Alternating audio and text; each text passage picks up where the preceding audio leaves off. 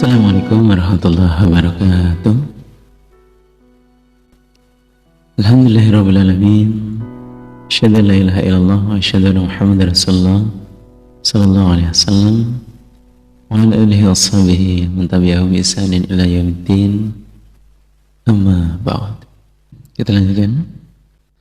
Kaum muslimin dimanapun Anda berada, selamat datang kembali di ASMR bersama Studio. Ini adalah ASMR, silakan gunakan alat dengan nyaman. Semoga apa yang kami bahas bisa memberi manfaat dan barokah. Selanjutnya, kalimat ke-20, Al-Alim, Allah yang Maha Mengetahui. Satu ayat yang menunjukkan bahwa Allah Maha Mengetahui ialah di dalam surah An-Nahl ayat 8. Disebutkan, A'udzubillahi minasyaitonir rajim, Bismillahirrahmanirrahim. Wal khayla wal bighala wal hamira litarkabu wa zina wa yakhluqu ma la ta'lamun.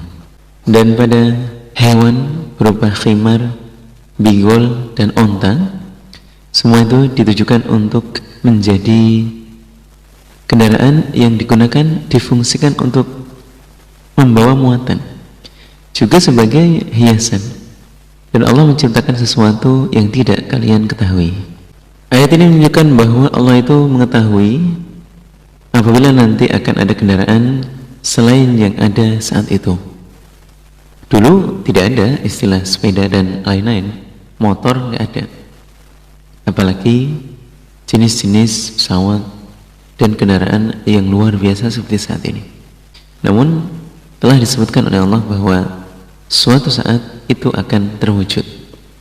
Dan ayat itu difahami oleh seorang ulama yang bernama Abbas bin Firnaus, yang termasuk ahli mekanik. Dengan itu dia mengamati seekor burung, sehingga kemungkinan manusia itu bisa terbang, apalagi kendaraan Nabi Sulaiman dulu adalah angin.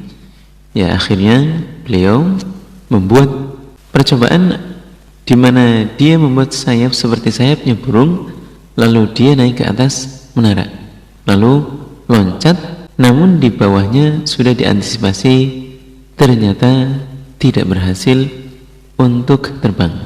Akhirnya diteliti kembali dan beliau menemukan bahwa tidak adanya ekor. Kemudian setelah dipasangnya ekor, ternyata masih jatuh lagi. Kemudian beliau meneliti lagi, bahkan menelaah di dalam Al-Quran adakah ayat yang menunjukkan bahwa terbang itu ada teorinya. Akhirnya beliau menemukan di dalam surah Ar-Rahman ayat 33 disebutkan, Bismillahirrahmanirrahim, ya ma'syaral jinni wal insi in istata'tum an tanfudhu min aqtaris samawati wal ardh fanfudhu la tanfuduna illa bisultan. Jadi di mana ayat yang membahas tentang sebuah pertanyaan Allah kepada jin dan manusia, apabila kalian bisa untuk naik ke langit atau masuk ke dalam bumi, maka lakukanlah. Namun hal itu tentunya tidak akan sanggup untuk dilakukan oleh manusia. Nah, beliau memahami bahwa ini adalah sebuah pemahaman penting, di mana ternyata burung mempunyai daya dorong yang sangat kuat. Kemampuan untuk naik ke atas dan ke bumi dengan kedalaman atau ketinggian itu memerlukan sebuah dorongan. Jadi seorang ulama yang bernama Abbas bin Firnas memahami kalau yang dibutuhkan adalah daya dorong yang kuat. Akhirnya beliau berhasil dengan cara mencoba para layang yang ternyata bisa membuat seseorang itu menjadi terbang. Namun semua itu adalah percobaan. Nah, kemudian bahwa di dalam surah An-Nahl ayat 89 disebutkan, Bismillahirrahmanirrahim, wa nazzalna 'alaikal kitaba tibyanan likulli syai'.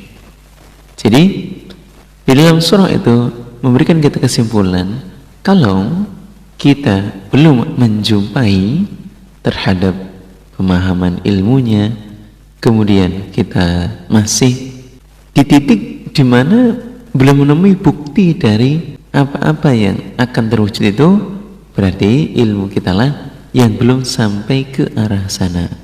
Jadi seiring berjalannya masa dan masa, kemudian seiring berjalannya abad, dari mulai abad sebelum masa ke-20, kemudian setelahnya abad 21, dan seterusnya, Begitu juga dengan bumi 2.0, 3.0, 4.0, semuanya merujuk kepada kemajuan dari sebuah peradaban manusia dan teknologi, juga ilmu pengetahuan.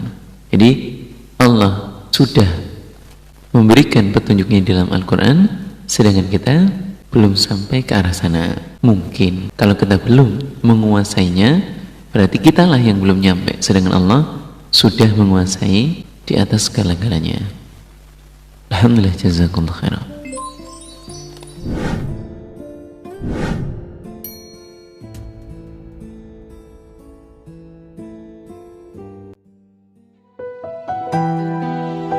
Anakku, tahukah kamu siapakah orang yang pertama kali mencintai dan menyayangi kita? Yang mempertaruhkan hidup dan matinya hanya untuk kita. Yang bahagia ketika kita tersenyum. Dia yang selalu sabar ketika kita mengecewakan. Yang bibirnya selalu basah dengan zikir dan doa khusus buat kita. Dia adalah ibumu.